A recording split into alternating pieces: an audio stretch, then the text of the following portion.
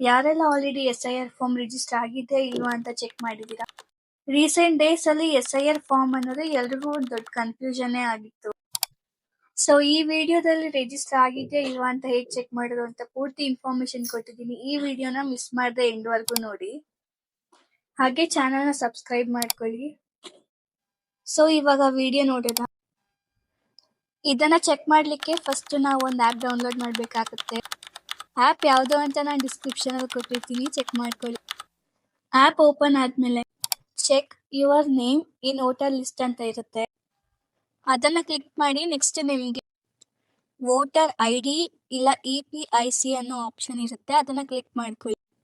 And ನಿಮ್ಮ voter ಐಡಿಲಿ top right edge ಅಲ್ಲಿ ಒಂದು ID ಇರುತ್ತೆ, ಅದನ್ನ ಅಲ್ಲಿ ಮೆನ್ಷನ್ ಮಾಡಿ ಸರ್ಚ್ ಅಂತ ಕೊಟ್ಟರೆ ನಿಮ್ ಲಿಸ್ಟ್ ಇದೆಯಾ ಇಲ್ವಾ, ನಿಮ್ ನೇಮ್ ಇದೆಯಾ ಇಲ್ವಾ ಅನ್ನೋ ಫುಲ್ ಡೀಟೇಲ್ಸ್ ಬರುತ್ತೆ. ಈ ವಿಡಿಯೋ ನಿಮ್ಗೆ ಯೂಸ್ಫುಲ್ ಆಗಿದ್ರೆ ಇದನ್ನ ಶೇರ್ ಮಾಡಿ, ಬೇರೆಯವ್ರಿಗೂ ಹೆಲ್ಪ್ ಆಗಲಿ. Thank you.